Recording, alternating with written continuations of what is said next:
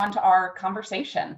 The Community Foundation always strives to bring you, our fund holders, content that is relevant, interesting, and timely. And today's topic is a great example of that. I think we all recognize that the COVID-19 pandemic and the racial justice demonstrations have laid bare challenges that communities like Louisville around the country are facing. They are not new challenges, but rather these two concurrent crises are magnifying things in a way that makes it hard to stay silent. Access to capital or building generational wealth is one of those challenges, so the conversation today could not be more timely. We are excited to bring you together to hear more about the Community Foundation of Louisville's impact investing program, CFL Impact Capital, which provides typically below market rate loans to programs or projects that are designed to have a social impact and intended to generate a financial return. LHOME, which stands for the Louisville Housing Opportunities and Microenterprise Community Development Loan Fund, is the most recent recipient of an impact capital loan. In late July, our committee approved a $500,000 loan to LHOME to extend their lending for small businesses, homeownership, and affordable housing. Mary, Amy, and Lamond are going to have a great conversation about this program and LHOME's work, and then I'm going to share some information about how you can get involved. But before we move into the program, I'd like to introduce Ron Gallo, the Community Foundation's new president and CEO, to welcome you and provide some remarks. Ron, it's all yours.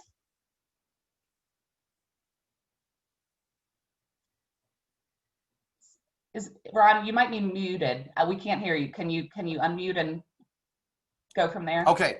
Thank you, Ann. And thank you all for joining this call and for being supporters of CFL in this really incredible new direction that we have charted. I've only been here 6 weeks. I can take zero credit for this wonderful thing we're going to talk about today, but I do have experience with impact investing at community foundations and have found it to be one of the most exciting new paths in philanthropy. Not only does it bring together donors and the community foundation in a unique partnership that can really provide a lot of fuel to important things, but it is also an opportunity for us to make some big bets in the community and to get at issues that are not amenable to grant making, as important as grant making is. Probably the thing I'm most excited about is that it's expanding our toolbox of ways that we can address issues in the community. And it's also, I'll end with this, an opportunity to look through a different lens.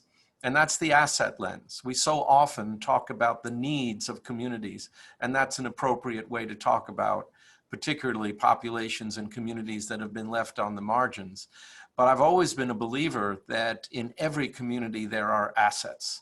There's human capital, there's financial capital waiting to be unleashed. It just needs guidance, help, impetus, support. And so this is really looking at communities and people through that asset lens. And I just couldn't be more excited. And I do also want to tip my hat to LHOME because we're fortunate to have such a competent and innovative and efficient CDFI in our community. That does not always exist. So happy you're here as well. Thank you, Ron. And now I have the distinct pleasure to introduce my friend and colleague, Mary Grissom. Mary, as I mentioned, is the program lead on the CFL Impact Capital program. So Mary, take it away. Hey, I sure will. I am beyond thrilled to be here with all of you.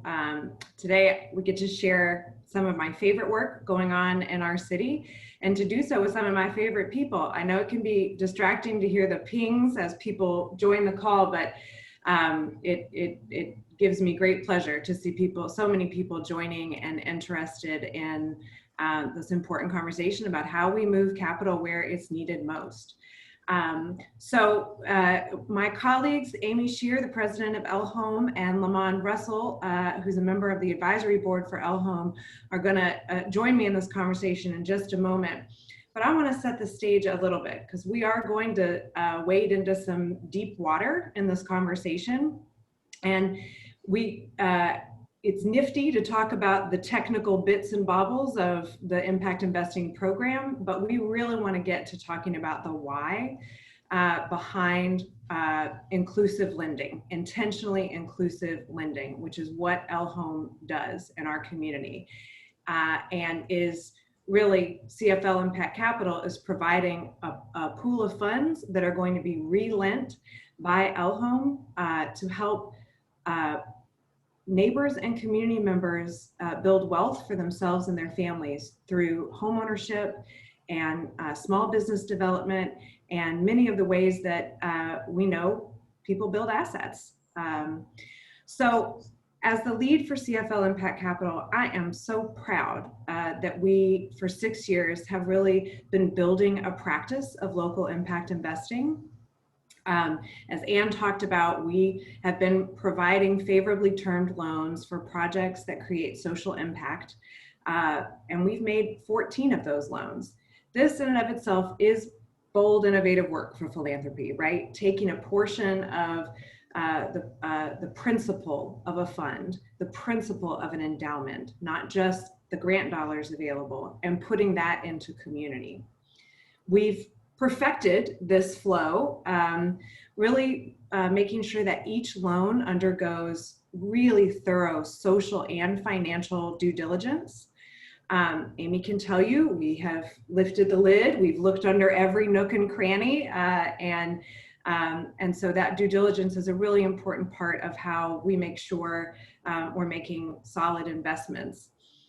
Each loan is structured uniquely to help meet the social impact goals that they're seeking. So they may have a different length of time to repay. They will have a different interest rate. And each loan has had donor participation, 100% donor participation, which we are so proud that we've had members of our community join us.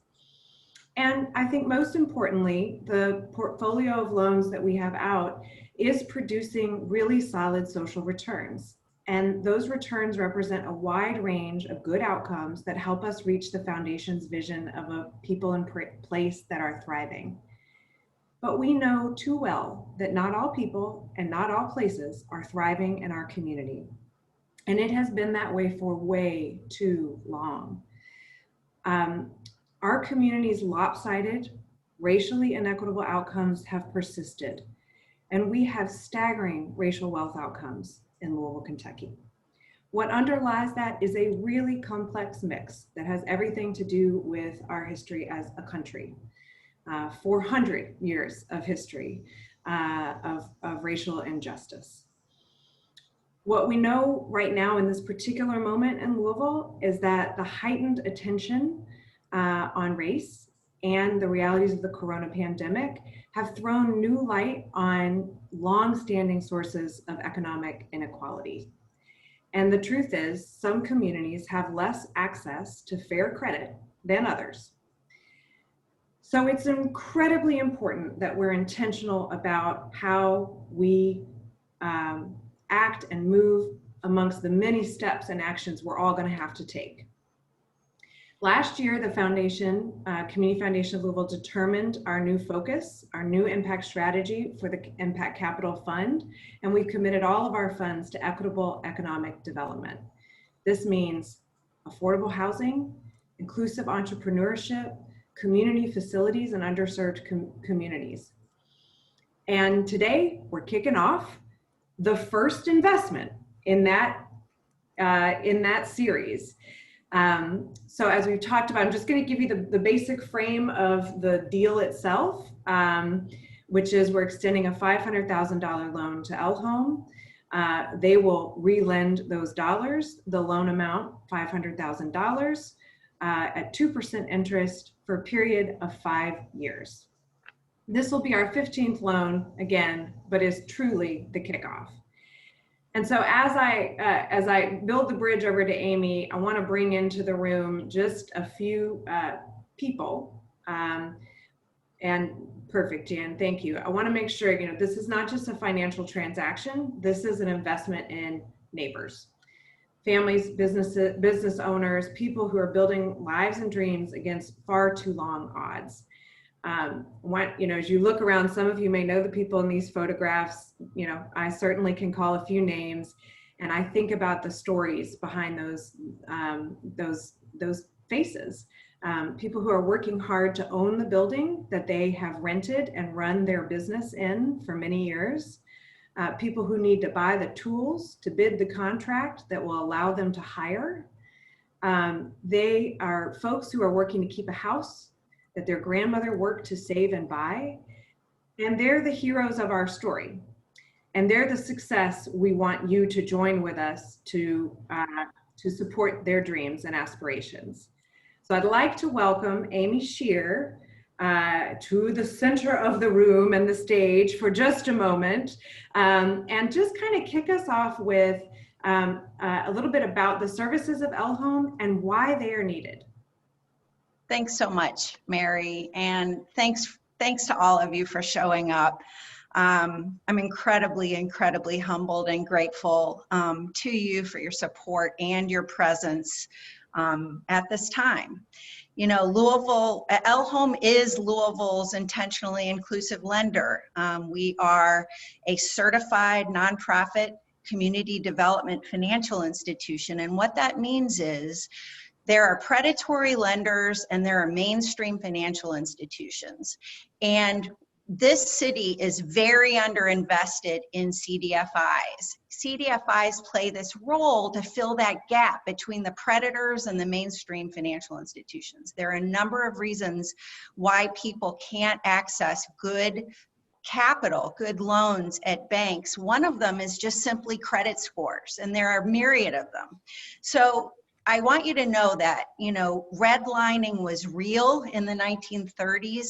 And what you see, if you look at that great map that Josh Poe put together about redlining in Louisville, basically that west of 9th divide, and then some neighborhoods near Churchill Downs, where our office is, and Newburgh, were redlined, and we still have vast underinvestment in those communities to this day. In fact, in the east end of Louisville, we have a banker for every 200 people living in East Louisville. But in West Louisville, we have a banker for every 1,600 people living there.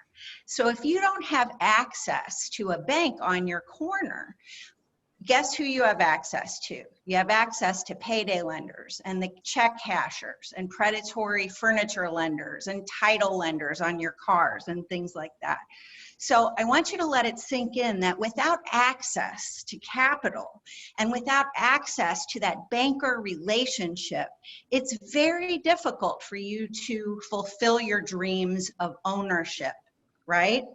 So an investment into LHOME is absolutely an impact investment.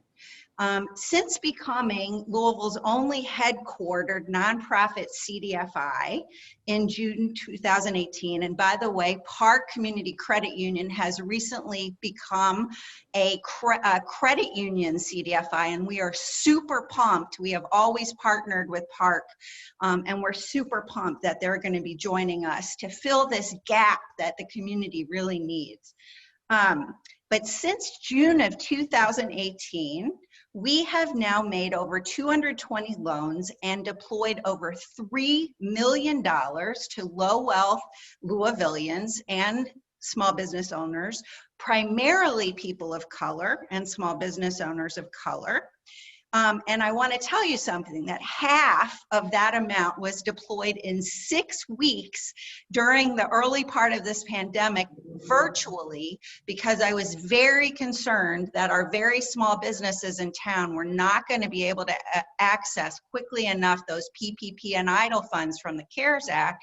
And I was also very concerned that our consumers, our residents, were going to go to payday lenders in droves because of small dollar, what we would consider perhaps small dollar needs, up to $500 of medical emergencies or a car breaking down and whatnot. So we pivoted virtually to provide small business loans and these lifeline loans, these small dollar loans, and deployed about $1.6 million to over 120 small businesses and consumers to keep the consumers out of the debt traps caused by payday lenders and to keep those small businesses thriving until they could receive those federal funds. So I'm really happy about the work that we did and the support we got from the community to do that. So prior to COVID, we had less than 1% loan losses. We had one write-off of a $3,000 working capital loan in our entire portfolio. And you may ask, how can that be? You're making risky loans. You're making loans that banks don't make. It is true that we make riskier loans as a mission-led lender, but we're making great loans to great people. How do we do that? Well, the first thing that we do is we build trust. And we are in community. I go to Black churches and talk on Sundays to the congregants about our work. And we go to the Louisville Urban League, and we go to LCCC, and we are at every neighborhood association meeting you can imagine in West Louisville and in South Louisville. We host meetings of LEBA, the Keep Louisville Weird folks. We have their meetings for South LEBA and West LEBA in our office. We are constantly building bridges to community. Why is that important? To be frank with you, a lot of our community members west of the 9th Divide have not been listened to terribly well. And if they have been listened to, action hasn't come from the listening. A lot of reports get written, and we have more meetings, and we talk endlessly. And you know what? Our community members want change. They want access to affordable capital. They want to pursue their dreams. They are assets in our communities. There are beautiful, creative souls all throughout this community. And not only do they deserve to be listened to, they deserve to be responded to with responsive products that meet their needs. And that is what LHOME does. We listen and we create affordable loan products and technical assistance and financial coaching services to meet their needs so that they can own things. They can build wealth. They can have agency in their homes, in their neighborhoods. Can you tell how much fun we're having? I should have set this up to say that Amy Shir is like a rocket.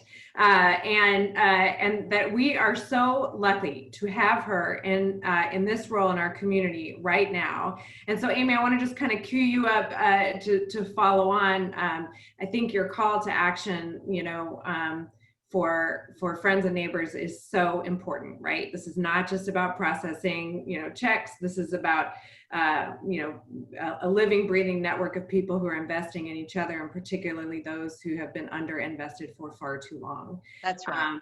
So I want to just piggyback, I want to get in a little bit about your background and, the victory about LHOME is also that it is a Treasury certified lender, right? You have worked hard to make sure that people are building their credit and building the bridge to mainstream financial institutions and products as they go. So I just wonder if you can kind of do two things: weave your background, but also that Treasury certification comes with a geographic focus. Yes. Where all of your lending has to be targeted a certain way. And that's because of acknowledged histories of redlining and lack of access to credit. So tell us about your background and start diving into the actual products. Yes. So I am actually from Louisville. I went to Atherton High School. For all of you who are Louisvillians, that's very important to get that out right now. But to be honest with you, and I'm just always transparent, I grew up Jewish in this community with a single mom.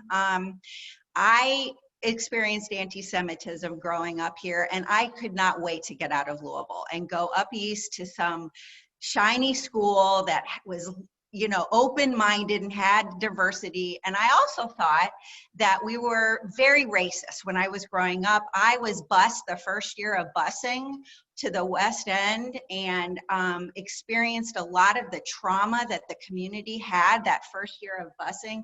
To be honest with you, I was done with Louisville. So I went up east, I worked on Wall Street, went to school up east, launched the first transportation system for the disabled community of New York City, who sued the city because they didn't have access to affordable public transportation, and slowly made my way back to Louisville. I'm a boomeranger, right? So yeah, I did the New York thing, and I lived in Atlanta, and I launched the world's first internet bank and had this great banking and investment banking experience, and then found myself coming back home, missing home, and launching Jewish Family and Career Services refugee savings program. I left the private sector to do something mission-led at the turn of the 20th, in 2000. I wanted to change my life, and I have never turned back. I loved launching that program for low-wealth refugees. I watched them get banked. We taught them how the banking system works, and we taught them how to save. And then I became a national consultant working with in Indian country and throughout the country in Puerto Rico to launch match savings programs. And these programs are hands up for community members, not hands out. And that's what LHOME is. It's a hands up, but you do the work. You're working, you're saving, and you are breaking intergenerational poverty with your spark, okay? But a lot of our sparks, they just need a little bit of support, right? A little bit of space to achieve, to self-actualize. And that's what I love about asset building work. So specifically, as a CDFI, at least 60% of our loans and our technical assistance and financial coaching work have to be deployed in the 90 low to moderate income census tracts in Jefferson County. So again, if you map out our investment area, and our map is on our website at lhomeky.org, you will see red line, formerly red line neighborhoods matching very well to our investment area, 60%. Now we have blown through the 60% because we're highly intentional about serving those most in need.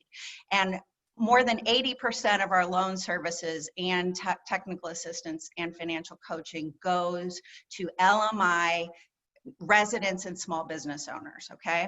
So very specifically, and I'll be brief, we listen to community. We have monthly community advisory committee meetings, and that's how I met the fabulous Lamont Russell, who you're about to hear from, who's also a client of ours.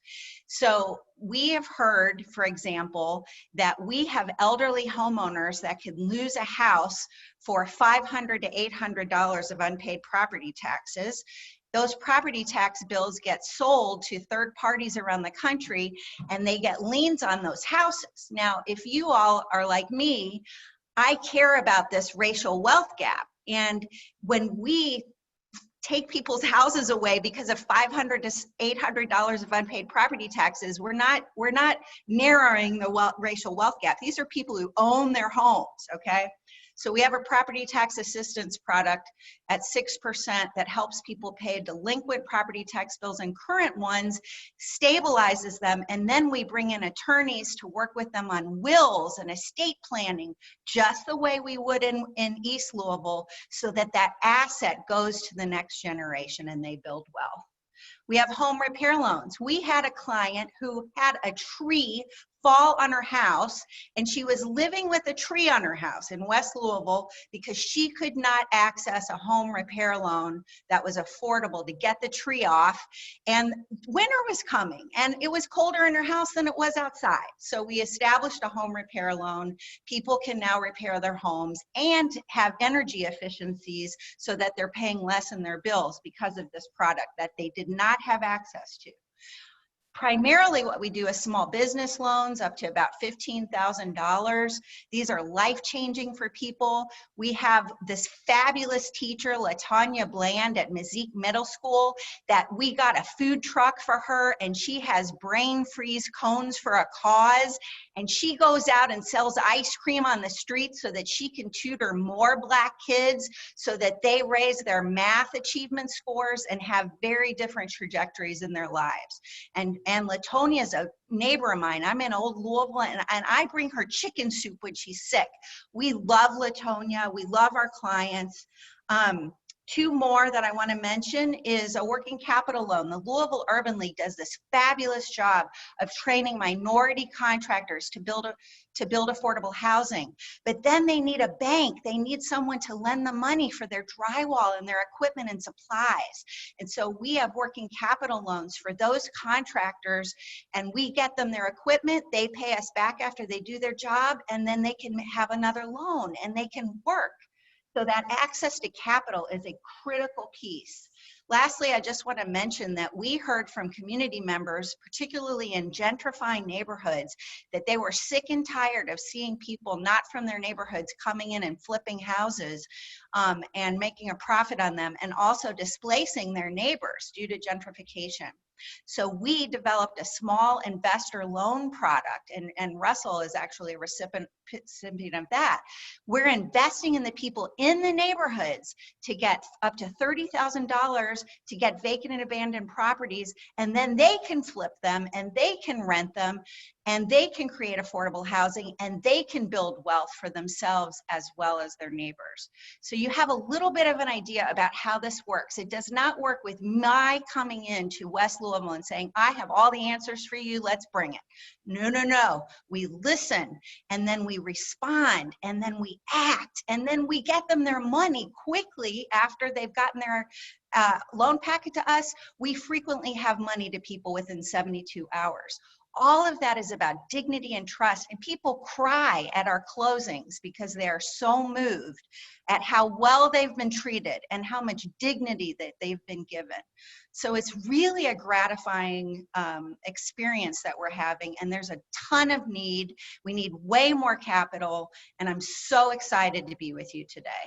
Oh, Amy, you got me all excited. I was already fired up, but now I'm like, all right, more.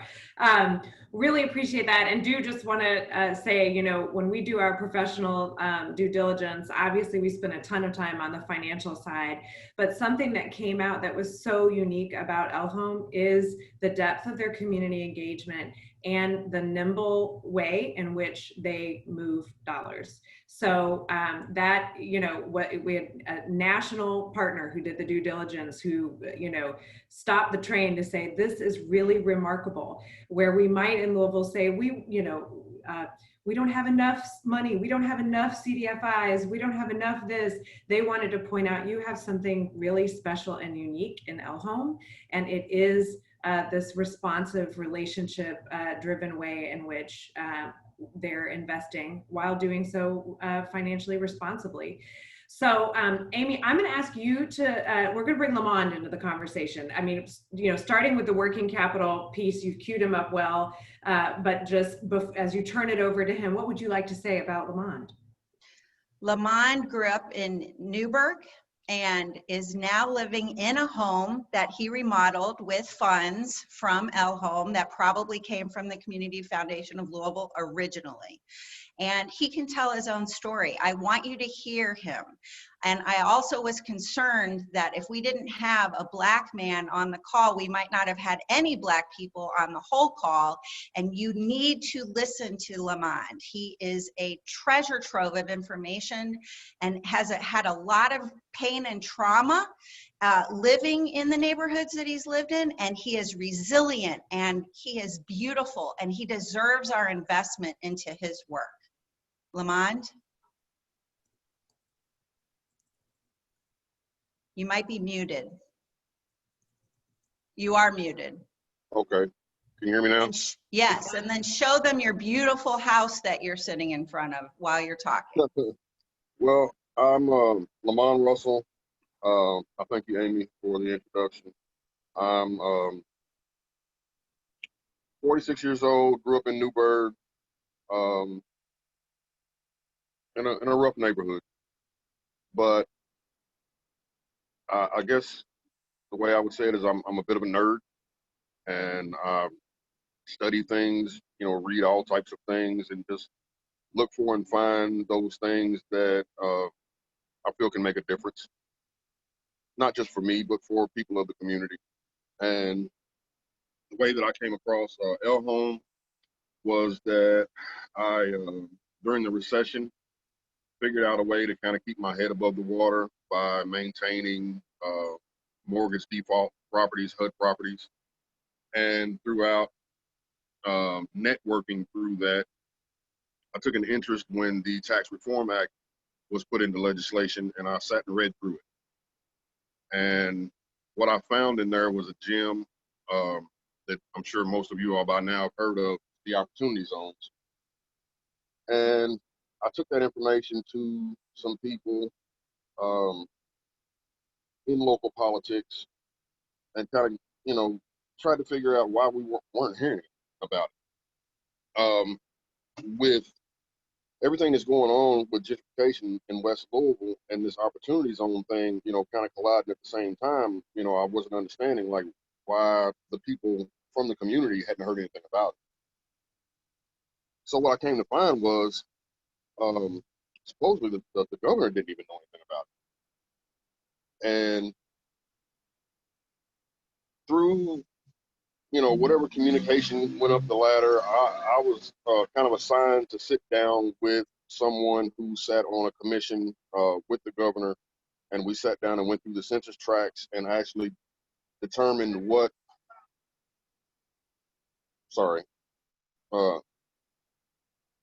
somebody's dog is loose in the yard, I think. No, it's a turtle. Sorry. There's a lot of humanity now that we're all home on our front porches all the time.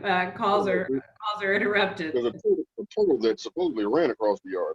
I think they move slow, but anyway, we sat down and went through all the census tracts and cited what areas fulfilled the criteria to become an opportunity zone, and pushed that back up the ladder, and basically, did the groundwork to set opportunity zones in the state of Kentucky.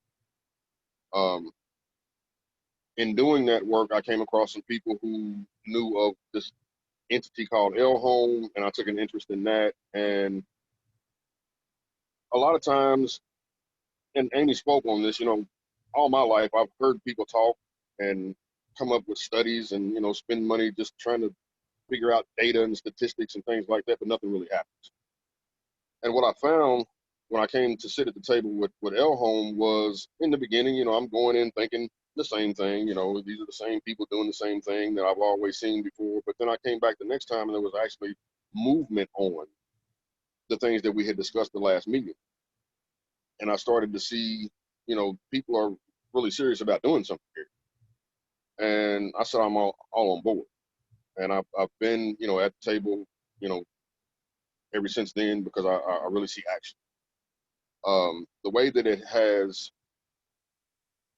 improved my mission, I am 30 years in the skilled trades. I've been doing construction since I was 15 years old. That led me to become a bridge painter. I've been doing that for about a decade now. And at one point with construction, I hit a glass ceiling when I was young and realized that like it wasn't going anywhere until I figured out how to get into the union. When I joined the union, what I learned was there's a contract here that says if I complete these things, this is what, I'm rewarded. And nobody can take that from me. I have a formal education now in the skilled trades that I can take anywhere I want to take it. It has given me the benefits that I need to call this a career and not a job. So it made a major difference in my life. And ever since then, I've been screaming from the mountaintops to my community, trying to lead people in that direction.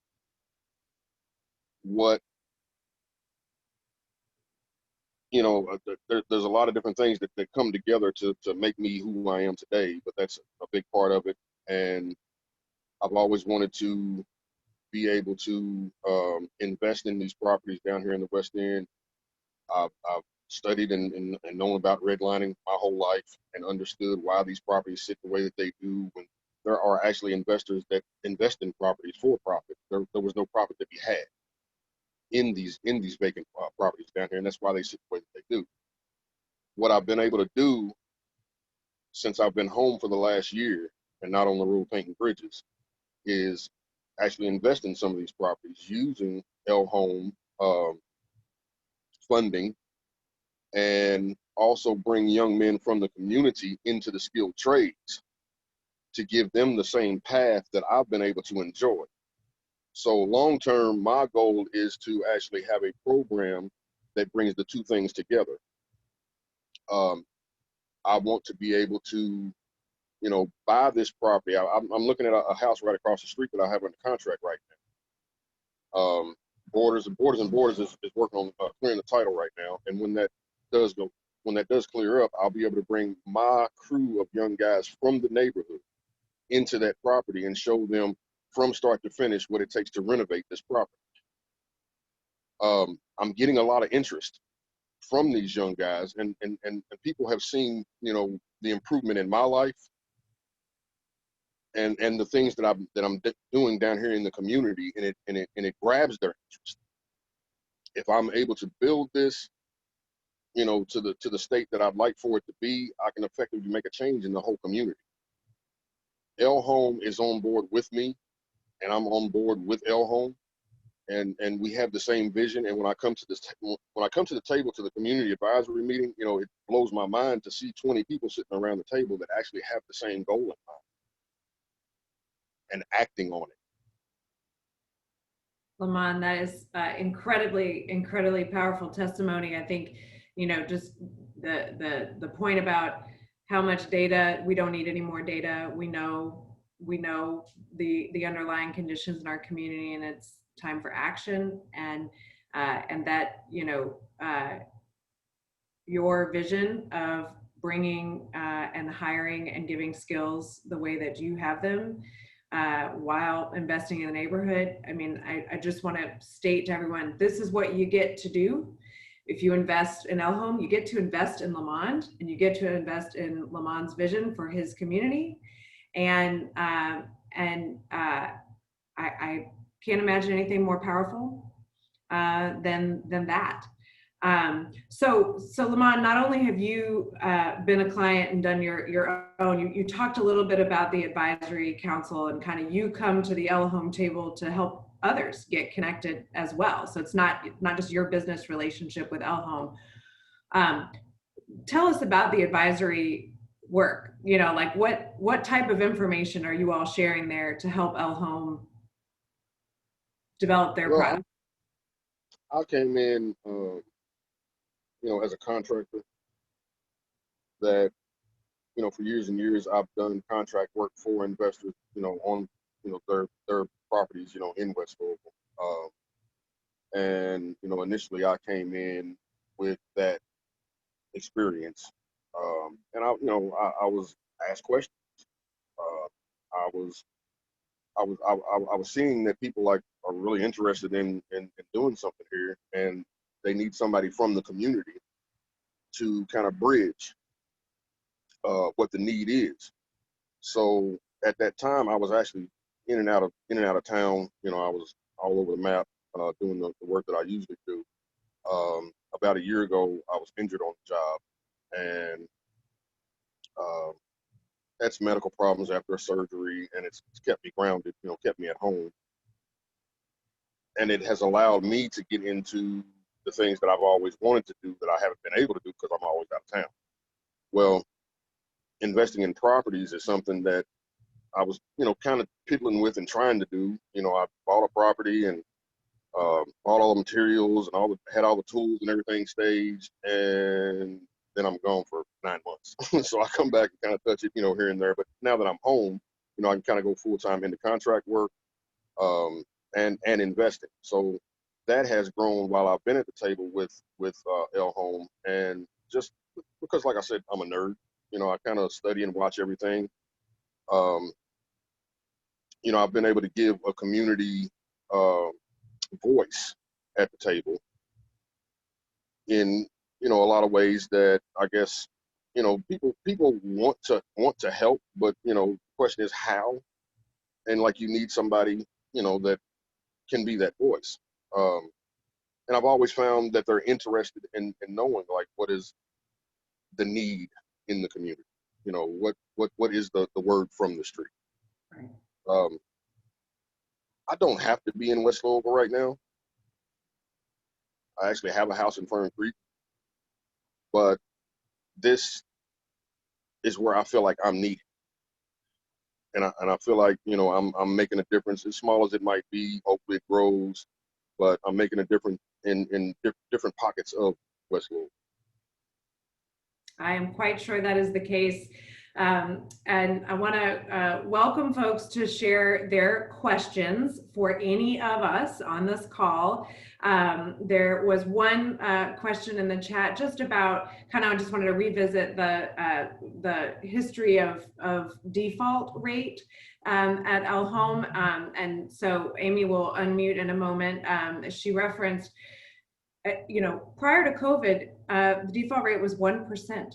Was unbelievable, truly, but all very much part of the package of relationship-based lending and technical assistance that the LHOME team actually provides. So it's a friendly lender. Amy, do you want to add anything to that, or just did I cover it? You covered it, but I do want to let you know that, we were making riskier loans in a good economy pre-COVID, and now we're making riskier loans in a bad economy during COVID. And so to be responsible stewards of your resources, we have increased our loan loss reserves to 20% of the portfolio.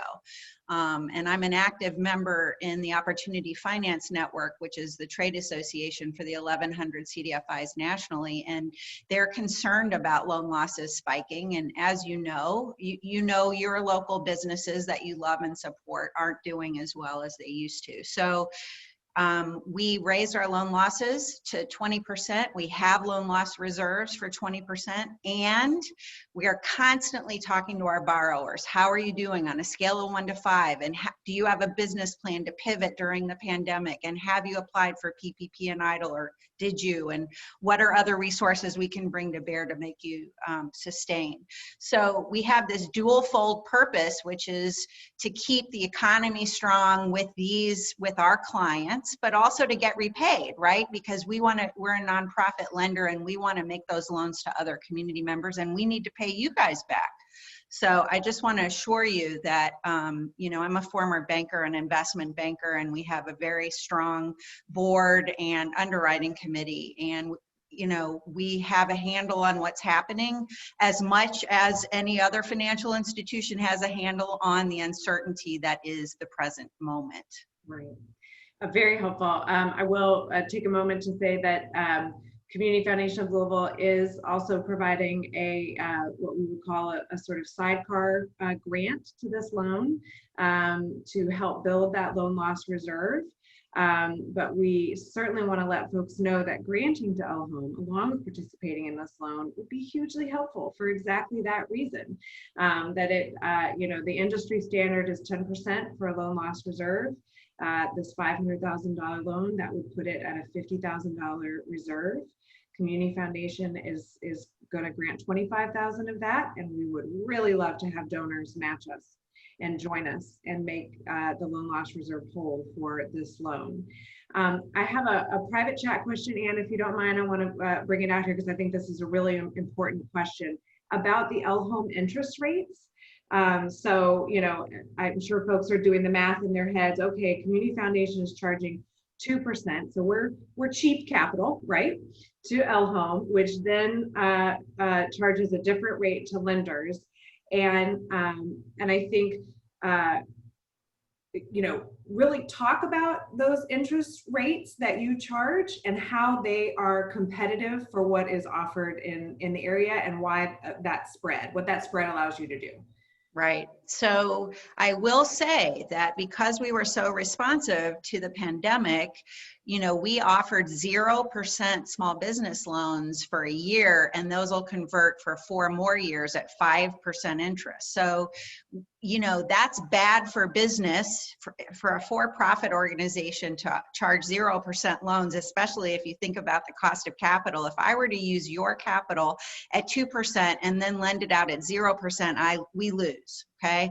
So it's really important that I match the funds that we receive with low interest rates and get to charge a higher interest rate to make a small spread. Most of our small business loans pre-COVID are at 7.5% interest for 3 years. And those are very affordable for our borrowers. And in fact, what I tell bankers, you know, banks get CRA, what's called Community Reinvestment Act credit, if they invest in a CDFI. And we're really working to get more banks to invest in us. We have $750,000 from First Financial Bank. We have $225,000 from Republic Bank. And we have other banks. Park Community Credit Union did not have a CRA requirement, and they lent us $500,000 early on because the leadership there really gets the importance of our work. So our spreads are small. The property tax assistance loan is 6%. We have elderly homeowners that we're assisting to get out of the debt trap caused by selling those property tax loans. So if you match up your 2% money with my 6% money, you're seeing a very small spread. That's why subsidy is so important, and that's why grant funding is so important. And I do want to shout out to not only the Community Foundation of Louisville, but James Graham Brown Foundation came in big this year for us, over $1.4 million in grant funding, so that we could make those 0% loans during the pandemic and beyond. And the Gaines Foundation also has come in. We've gotten $150,000 over 2 years from the Gaines Foundation. So, and the Humana Foundation, not this year, but last year, $100,000 grant. So I'm constantly writing grants for subsidy because, and there's only 5 of us running this whole institution right now. We're hiring 2 more people. So you can see I think the reason there aren't more CDFIs is that it's not that easy to do, but there is so much need. And so if we do a good job at telling the story and show you how responsible we are at running this financial institution, my hope is that we do get more investment and that you see the return on investment, both from your grant funds as well as your loan funds. Perfect. So we're gonna bring it home with this last question, and note my good friend Larry Horn is channeling the Wall Street Journal because they just last week, you know, really posed the question of, you know, CDFIs, community development finance institutions, as community lenders are really being looked at in a new way, you know, in the current moment. But we recognize it's a shift to actually move money through community lenders. And people worry it won't be sustained, right? How do you sustain this? So the question from Larry is really, you know, how do we support CDFIs as a resource for funding? How do we solve the underfunding of these organizations? Minor question. Amy, do you have perspective on that? I think you jump in and you just do it. The Community Foundation of Louisville, with Tricia Finnegan's leadership, when I started, I went to her and I said, we need you to invest in us. There is a tremendous need. And guess what? That was a risky investment a couple of years ago. I started talking to her before we were even certified. So you all made an investment in us for $50,000 with an impact investment, and you just did it. And, you know, I believe that the more of the track record that we show you, if you guys go to our Facebook page, LHOME CDFI, 2 words, LHOME CDFI, you will see stories of almost every client we close with. You will see their story, you will be touched by the story, and you will know what it is that your dollars do with every community member that we touch. And my feeling is we've just got to keep telling those stories, and you have to help us break down what is a CDFI and LHOME. Oh my God, the name, the acronym stands for this enormous name that is horrible. We probably need to rebrand. I'm actually in the Ignite Louisville competition for rebranding. You know, we're a nonprofit, so we don't have a huge marketing budget, right? We need marketing assistance. We need help from companies that do HR. Any kind of in-kind contribution that you can make to this small but mighty financial institution, bring it. We will use your expertise. In fact, I probably shouldn't announce this yet because it hasn't been codified, but one of the folks on this call who is a donor has volunteered her organization to put a video together around financial coaching for small businesses. And we're working with that organization right now to put this video together as a resource for our borrowers. There are many ways to plug in. So obviously money is fabulous. If you have relationships with the market presidents of local banks, I encourage you to call them up and say, have you partnered with LHOME for CRA? We need more bank CRA dollars for sure. Beautiful. Oh, one more thing. Oh, I won't say this, but we do have social impact investors investing in us individually, but definitely go through the Community Foundation of Louisville. Well done. Well done. And then invest in us. Well done. Well done, Amy. Well, to that end, Anne, bring us home with our 4 minutes. Yes, but can you all hear me okay? I always sort of toggle through. Good, perfect. So yes, thank you so much to Amy, Lamond, and Mary for such a great conversation. I have no doubt that folks on the call today have learned something new about Impact Capital, and hopefully they'll leave feeling deeply inspired and hopefully motivated to get involved, per Amy's comments. Before I sort of make the final round, I'd like to, well, first of all, call attention to this incredible photo that we have here. That is, Mary, that's Soledad O'Brien, is that right? Do I have her name right? You know, obviously a supporter of LHOME, but like you can be like Soledad and support LHOME directly. But before we talk details, I want to take a minute just to thank the Community Foundation staff members who are on this call. Tricia Finnegan, Jan Walther, we have Heather Cash and Jennifer Fuster-Rutherford, both members of the Development Stewardship team, Ron, who you met at the top of the hour. I also want to give a shout out because we do have a handful of board members. We don't do anything where we don't have deep board support. Deb Williams is on the call, David Takaw is on the call, Beth Peabody, and Angie Evans. So again, thank you board and staff for your support of this really important work. So as I mentioned at the beginning, we would love to have you join us in our support for LHOME. With all of our Impact Capital loans, the foundation seeks to secure donor co-investment. Our Impact Capital Committee's due diligence results in the recommendation of a very specific loan amount. So any money that we raise from our fund holders doesn't increase the total loan amount, but rather every dollar that we raise from you, our fund holders, replaces the Community Foundation dollars and allows us to extend the impact, rolling them over to additional impact-driven projects down the road. So today we are asking each of you to consider joining us in this important work. Investing in local projects that have both a financial return and a social benefit can help make our community a more vibrant place to live and work for all of us. CFL fund holders can participate in this loan with a portion of your donor advised fund principal or your charitable checking fund, as Mary mentioned. You can also make a new gift to your fund to provide a portion of the capital. And unlike grants that you make from your funds, the CFL Impact Capital loans are intended to be repaid and can be recycled back into the community through additional loans or grants from your fund. Additionally, best practices in this type of community lending, as both Mary and Amy have alluded to, recommend a loan loss reserve of 10% of the total loan. The Community Foundation has committed $25,000, half of the $50,000 needed for this loan, for the loan loss reserve, and we invite you to consider not only participating in the loan, but joining the Community Foundation in making a grant to LHOME to support this loan loss reserve. And finally, just a quick reminder that the Community Foundation's annual online 24-hour day of giving, Give for Good Louisville, is coming up on Thursday, September 17th. We encourage you to keep LHOME and all of your favorite nonprofits in mind and consider supporting them on September 17th. If you are interested in supporting CFL Impact Capital loan to LHOME, or if you'd like to learn more about how you can support the Impact Capital program more broadly and more directly, please reach out to me. I think, do we have a slide with my contact information? Maybe not, but I can share it for sure. As I mentioned before. It's on there, and I know it's distracting to have Soledad O'Brien on there, but your contact information is there too. Thank you. Thanks, Mary.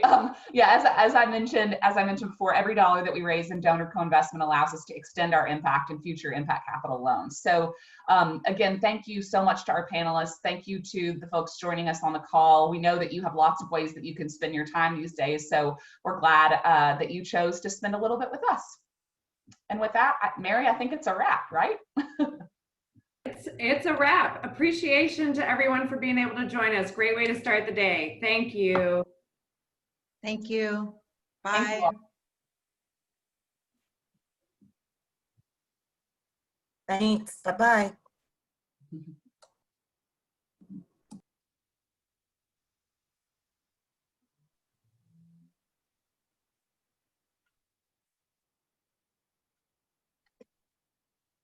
Thanks, Amy. Thanks, Jan. Thank you. That was awesome. That was so fun. Oh, good, good. I'm so glad. I thought it went really well. Yeah, thanks. Thanks. I'd love to get a recording, by the way, Anne. We'll share that with you. It was, Okay. I noticed that someone very wisely, maybe that was Jan, recorded the event, but we'll definitely share that with you. Okay. Okay. Bye. Thanks, Amy. Good to see you. You too.